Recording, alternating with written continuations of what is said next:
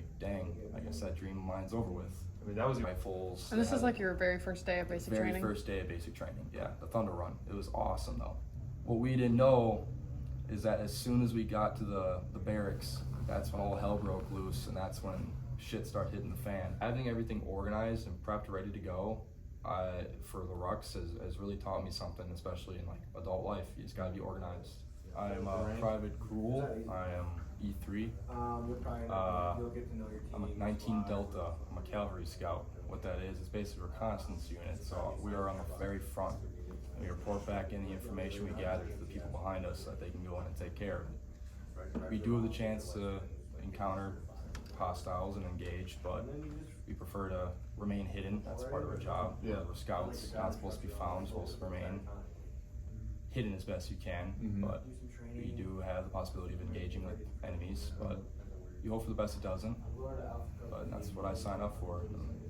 Honestly, so far it's been pretty cool. The training, at least, has been very interesting. A lot of the hands-on stuff we've been going through, very, very fun. I prefer hands-on learning. Absolutely, Yeah. So, dude, we got a lot to look back to, though. Like, so back to the beginning, right? That first day, the first day you came to my office, what were you thinking? What were the emotions? I was nervous more than anything, to be honest with you, because I've always wanted to become a soldier deep down, ever since I was a little kid. Every little boy, every little girl has a dream in life, and my dream was to become a soldier. A lot of little boys do, and even some little girls have a dream to become a soldier. And I was going to do it right out of high school, but I got into a serious situation. I got into a car wreck, and I got pretty banged up, broken bones, lost an organ, and I was like, dang, I guess that dream of mine's over with. I mean, that was even like Fight for Life. And there was 5 helicopters involved. That was the most that county has seen in their history of being a fire department. I mean, it was intense. Right. But yeah, I came in and I was like, well, at first it was years, well, not years, it was like a year of healing. I went to college in the meantime because I didn't have much to do, so I was like, well, might as well go to college. I got a degree in business, and I was like, okay, cool, now what? And I was like, oh, military. But I was like, well, maybe not because of my situation, but I was like, you know what, there's no harm in at least asking if I can even pursue this dream of mine. So I came here. I walked in with a question. I was like, hey, nice to meet you. Can I even join the Army with my situation? And you were like, to be honest, I don't really know, but you jumped right to it, and we instantly started getting at it, and you helped me through everything, every step of the way you were there. And honestly, I wouldn't be here right now if it wasn't for you. I mean, that was intense. What I went through, what you went through. I mean, you were part of it.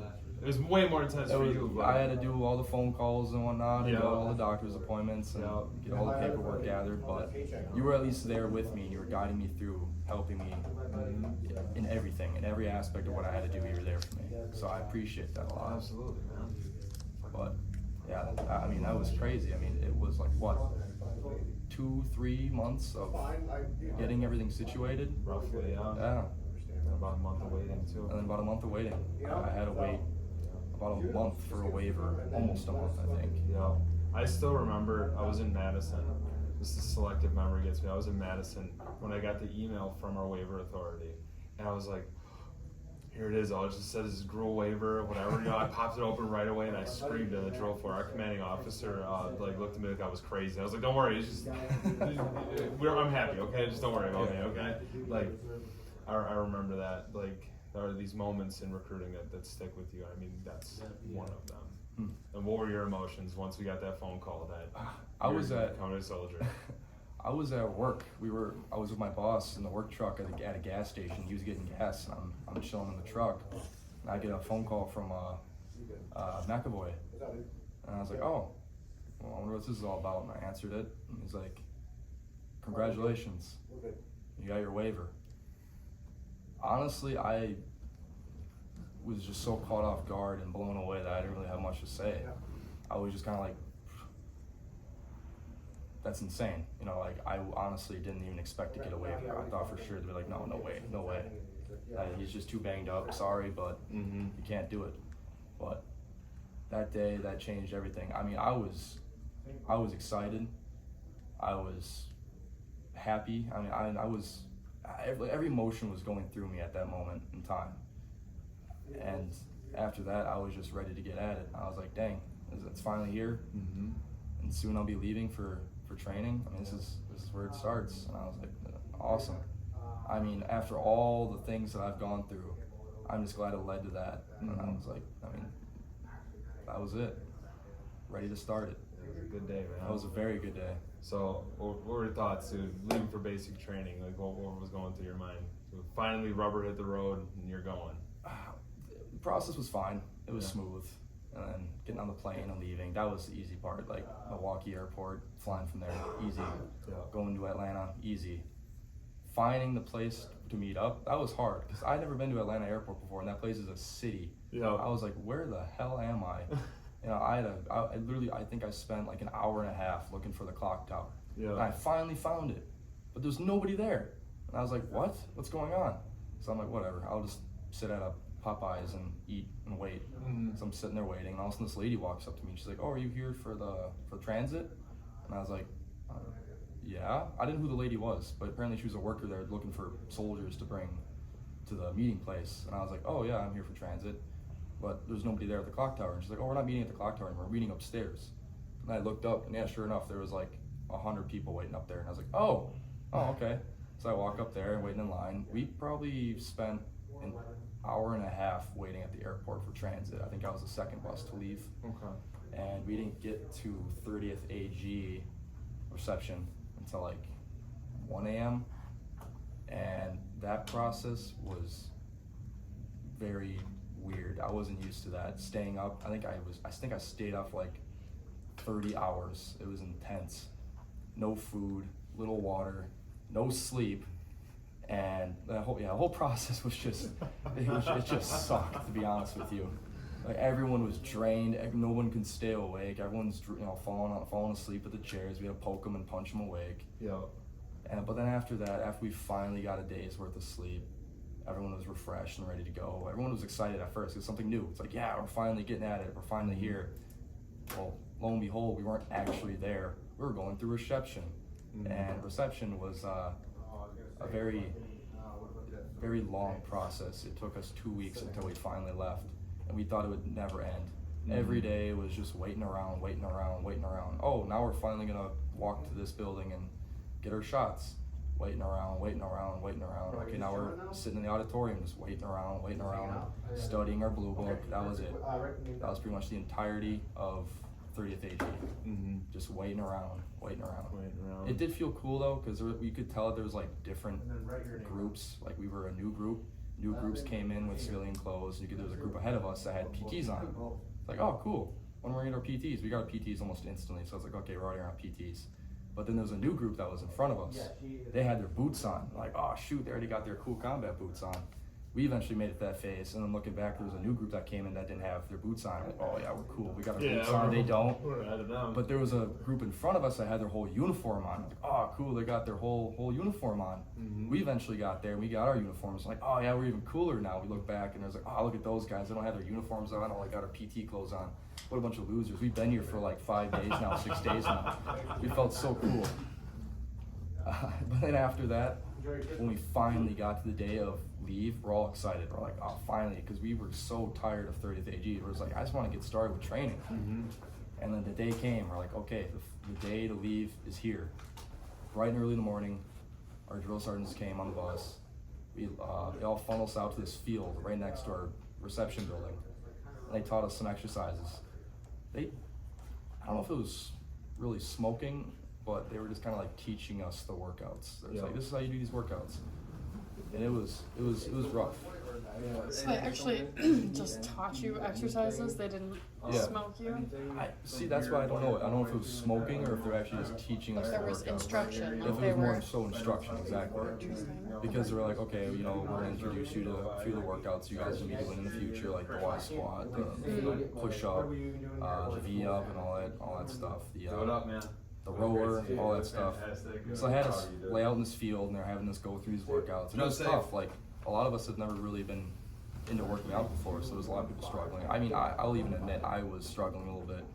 I was fit before joining, but we spent like 2 weeks just sitting around doing nothing. I mean, we let ourselves go a little bit, especially with the DFAC food, because they had like ice cream and stuff like that. They didn't care what you grabbed. They did, but they didn't. We didn't care what they had to say. We just grabbed our ice cream and ate it. But yeah, so we eventually funneled onto the buses, still bright and early in the morning. And when we got on the bus, they're like, you know, heads down. Can't look out the windows, heads down the whole way. So we put our heads down. It was like a 15-minute drive, I'd say. And they brought us to the Thunder Run. And the Thunder Run, that was cool. I was not expecting that. So they had us all funnel us out on the, you know, they had us all get off the bus.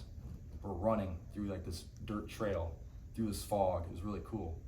And then we get to this giant open field with all these obstacle courses set up and different stuff laying around. We had to carry ammo cans, fake rifles. And this is like your very first day of basic training? Very first day of basic training, yeah. The Thunder Run. It was awesome though. It was just very instructional. Like they were like kind of going over like a brief history of Cavalry Scouts. Like, oh, this guy, like they had like different people, like famous, like a staff sergeant or something from like World War II or the Korean War or something like that. And they're like, yeah, this is this guy. He's famous for doing this. And I was like, oh, cool. And right after that, they'd have us do like a little obstacle course in dedication to that person. It was cool. It was very informative. Wait, so is Cav Scout like OSA? Wait, is it like infantry? Yeah. Yes, okay. we have a OSA training. Yes. Okay. And at the very end of the Thunder Run, they had a little presentation with a Bradley. That was cool. They had a roll up and it was firing off blanks. That looked like a little demonstration of how like a dismount works.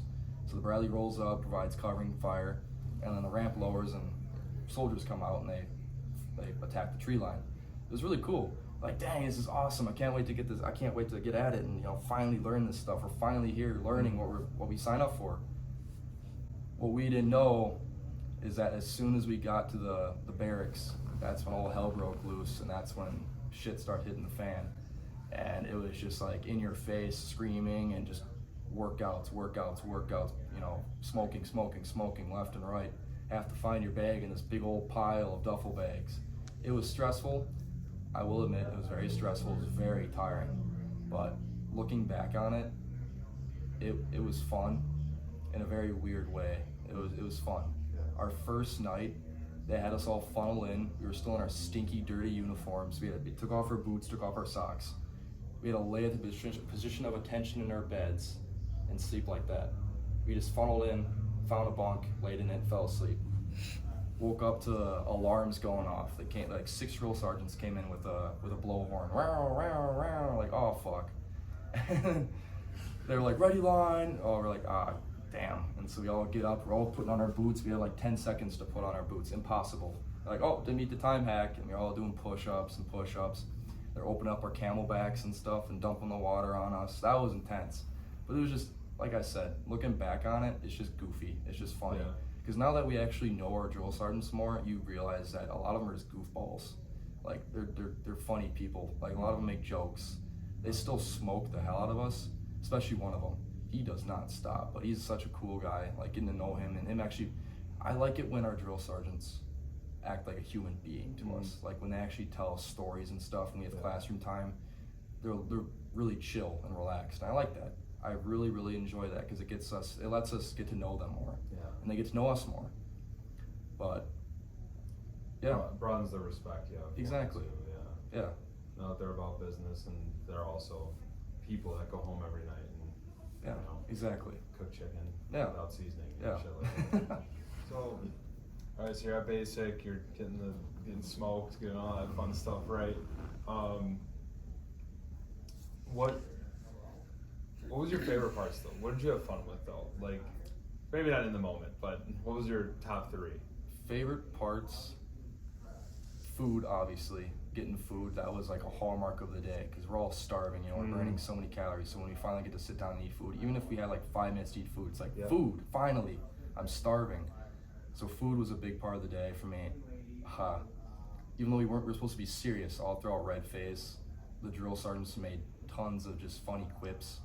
I loved hearing all the funny quips. Like, so we had these shower shoes. We call them shower shoes or flip-flops. I still call them that to this day. Shower shoes? Mm-hmm. Yeah. And one of the drill sergeants made somebody scream, I love my flippy floppies, drill sergeant. It was just so goofy. Like, you know, we weren't expecting that. We were expecting a lot of goofy stuff to happen with the drill sergeants. They still have to have their own weird fun with everything that's going on. Mm-hmm. But I loved hearing the jokes and stuff that came out of the drill sergeant's mouths, because it really brightened up the day. Yeah. Because it's, you know, we're in red phase, we're in a very serious situation. It's like we're all there, we're all fresh, don't know anybody, barely know the drill sergeants. It's like, oh, this is scary, you know, this is stressful. But then when something like that happens, you're like, oh, that's funny, you know. I'm not as stressed out now as I was before. Yeah. And the third thing I really liked about basic training was Blue Phase. Blue Phase had a lot of hands-on learning, and I really enjoy hands-on learning. The grenade throwing, that was cool. Oh, yeah. Throwing live grenades, that was awesome. The stupid pose and all Yeah. that. That was cool. I really enjoyed that day. It was a long day, but then after that, after all our training was complete, we were just wasting time. We had like 2 hours before transit arrived. So there's 2 drill sergeants that stayed behind with us, and they had us do the most stupid stuff. They had us run to the tree line and grab sticks. They didn't specify what size stick, so people grabbed whatever size stick they could find. One guy grabbed a flipping log, like a 12-foot tall log, and he's running with it. But then they smoked us with the logs, like they were our rifles. We had to pretend they were our rifles. So this guy had a big old log, and he was doing the Y squat with his big old log. His uniform was just covered in ash because the log was all dirty. It was hilarious. They all had us pose for a photo too and scream Wolverines. That was awesome. I enjoyed that. Do you have that photo? I don't even know where that photo is, but they do have that photo. That would be a really cool photo to have. And the dude has this log way up in the air. It was hilarious. But then after that, the drill sergeants actually mellowed out a bit. I mean, they were mellowed the whole day. Like, this was all just like goofing around with us because we were just wasting time until transit arrived. And so they actually went over more training with us with grenades. Like, they showed us how to like take out a bunker with a grenade. It was really cool, really informative training, and I enjoyed that. Yeah. So with that like little spare training in mind, was just something I really enjoyed. Yeah. Because we weren't going to learn that originally until like we ran out of time. They're like, okay, we have 2 hours to spare, so let's just throw you into the woods and we'll show you how to take out a bunker with a grenade, or how to take out a mortar pit with a grenade, or and we were even played like a little game. There was like a destroyed Jeep, and we're playing like, oh, who could get the grenade into the Jeep and whatnot. That was fun. That was cool. So I enjoyed that a lot. Yeah. Productive. It was very productive. Exactly. A lot of fun. Yeah. Sounds like a group of good NCOs using sergeant's time wisely. Yeah, absolutely. It was. I 100% agree. So now let's talk about your transition into OSIT. One station unit training. So what was that? What did that transition look like? Just another day? Just another day, pretty much. Just another day. I mean, our transition happened literally right after Family Day. So like we got back and it's like, okay, now you're in Black Phase. It's like, oh, cool. Okay. Black Phase was just a lot of classroom time. I'm still in Black Phase, so we've been working with Bradley's. We got to drive a Humvee. That was cool. I really enjoyed driving the Humvee. But we've been working with Bradley's now. So it's a lot of classroom time with normal sergeants. Like we have 3 staff sergeants that are teaching us everything. 4 staff sergeants. They're teaching us how to operate the weapons that we're gonna be firing in the future, like the 240 Bravo, the 50 cal, Mark 19. And it's been fun. Like I said, I really enjoy hands-on learning, and that's what a lot of Black Phase is all about. It's a lot of hands-on learning. But there's also a lot of classroom time. That can be really boring because we're still very exhausted from a day's work, and people are starting to fall asleep in class. You got the entire class standing in the back of the classroom. Exactly, yeah. People are falling asleep in class, and the sergeants are getting mad. And it's like, I feel really bad to get them upset because they're not drill sergeants. They're just sergeants acting like here to help us. They're here to teach us. We're making them upset, and it makes me upset because I don't want to make you upset. I want you to be happy and enjoy your time with us and help us to learn stuff. And so we spent like a lot of classroom time has been fun because we get to the point in time where it's like, okay, we have time to spare. So like, let's watch YouTube videos. And so they'll show us like a YouTube video of a Bradley in action, or they'll show us like combat footage from Ukraine of like our vehicles being used by the Ukrainians against the Russians. Because a lot of our job, we have to memorize, I think, 80 plus vehicles for Cavalry Scout, vehicle recognition. And so with them showing us the videos of like these vehicles in operation, it really helps me gather that information. Like, okay, that's a T90, that's a T80, that's a Bradley, that's an Abrams. It's very informative, and I enjoyed what they were doing. It was very fun. Yeah, cool.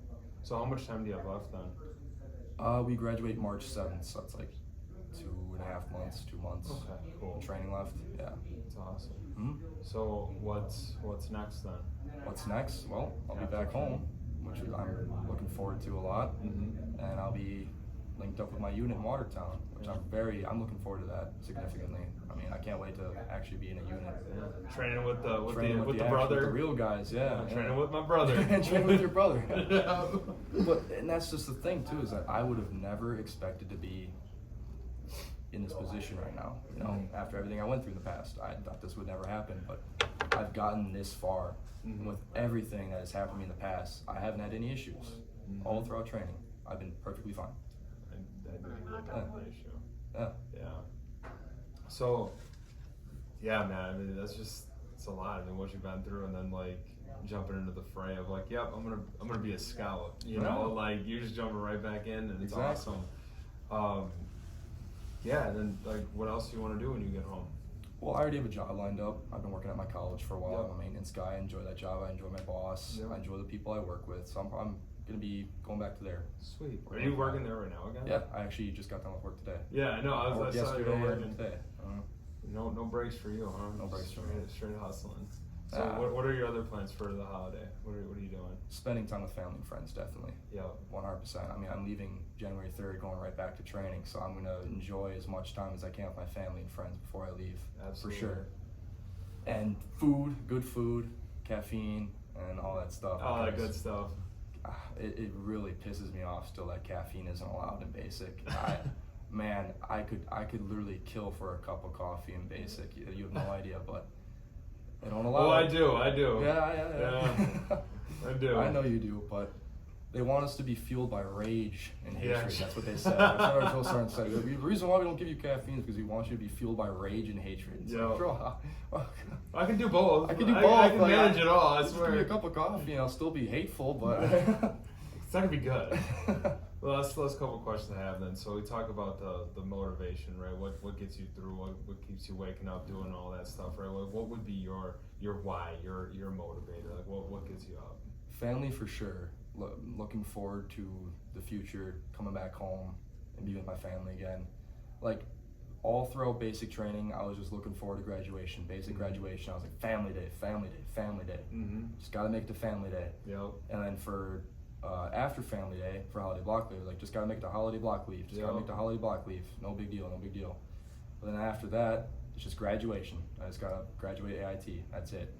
And I would also say all the buddies I'm with. I made a lot of good buddies in basic training. A lot of good guys, and we all push each other. We all drive each other. Good. We all are going through the same shitty situation. I mean, land nav. We all connect. We all bond. I think that was the day when we all bonded. Was land nav. Land nav was a hellhole. Yeah.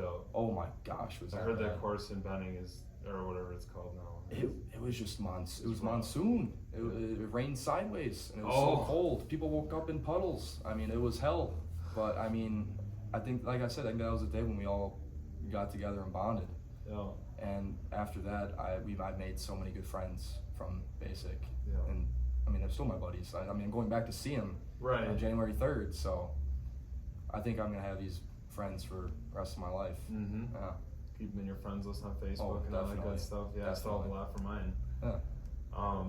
Cool. These And kids then don't have Facebook anymore. You know that, right? I do. Okay.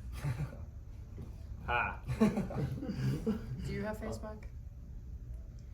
We're not talking about me. We're not talking about me. Yeah. Then so, I mean, you've obviously been through a lot in your life that led you to this point. But do you feel that going through the training, anything like that, has I don't know, just taught you any other adult skills that you may not have had going into it, or any good habits or anything? Oh, definitely.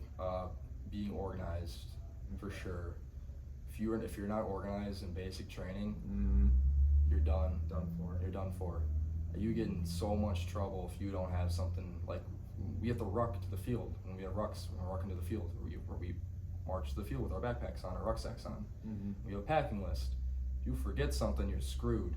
And if they find out, you're even more screwed. Right. So having everything organized and prepped, ready to go, for the rucks has really taught me something, especially in like adult life. You just gotta be organized. Yeah. Being an organized person is a big part of being an adult. Absolutely. Yeah.